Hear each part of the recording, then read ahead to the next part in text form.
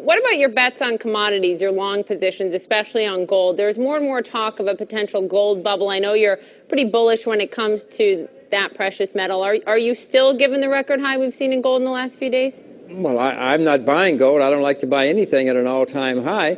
I'm not selling. Gold is going to go on for quite a long time.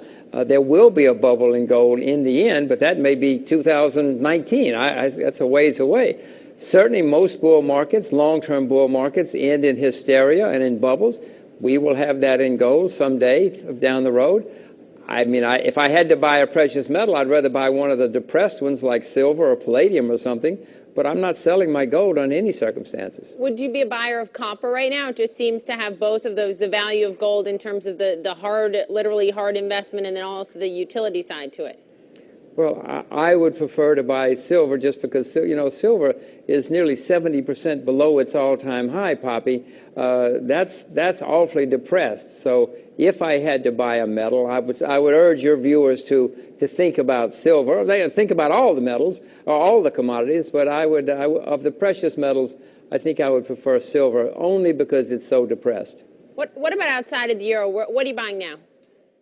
I'm not buying much of anything. I'm watching these days. If I were buying something, agricultural commodities are still extremely depressed. Sugar is still 70% below its all-time high, and its all-time high was in 1974. So you can see this is really a depressed market, and there's several commodity markets that are that depressed. I want to talk about sugar. At a sugar conference recently, you basically said that this commodity could go on a tear in the next decade. What has you so bullish on sugar, Jim? Well, the main thing is that more and more people are using sugar as fuel, which is a huge new source of demand. We talked about Brazil running a lot of their country off of sugar-based ethanol. Yes, definitely, and the Brazilians are getting better and better at it, and other people are trying to copy them, the Chinese, the Indians, and others with huge populations. And, of course, as nations become more prosperous, they like sweets. Nothing unusual about that. It's been going on for a few thousand years. You don't have to be some kind of genius to know that. And so there's more demand coming for sugar, and there's not much scope, Poppy, for increased production, not dramatic increased production anyway. They like sweets and they like meat as their cultures become more affluent, that's for sure. What about oil? Given the BP disaster, I want your take on big oil in general and then BP specifically. Well, you know, what's happening as a result of this horrible tragedy is that there's less offshore drilling. The U.S. has said we're not going to have any offshore drilling, and they've stopped what was in process. Other countries are now thinking about regulating it more and more, or even controlling it more and more.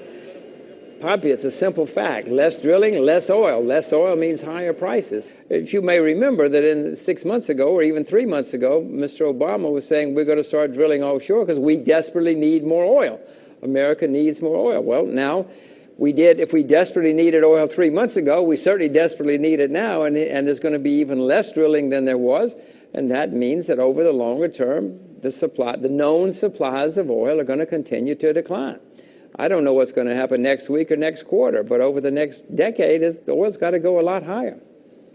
What about BP specifically? You've been shying away from equities as of late. BP right now, are you a buyer? Are you waiting for it to, if it goes down further? No, I'm just watching. There's no reason for me anyway to jump in. There are plenty of brave people who can jump in and maybe even scalp something, but I'm not one of them. I have no idea. I don't know what's going on in the bottom of the ocean. I know that whatever the government says, whatever BP says, they're all spinning it to make themselves look better. I'm just sitting and waiting. In my experience, it is great to buy something when there's a disaster, but in my experience also, there's usually plenty of time. Even after the disaster comes to an end, there's usually time to buy into the problem. So I'm just watching. And Jim, what's not getting enough attention right now as an investment that you think should be getting more attention? Maybe you're not a buyer of it right now, but you're looking at it. Well, we're going to have more currency problems. We're going to have serious currency problems over the next few years, or next few months, probably several months for that matter.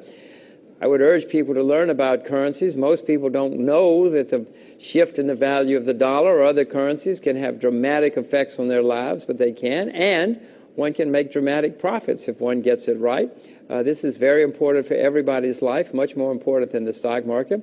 I mentioned agriculture before. Agricultural commodities are a great place to invest. These are places where I would be looking if I were an investor.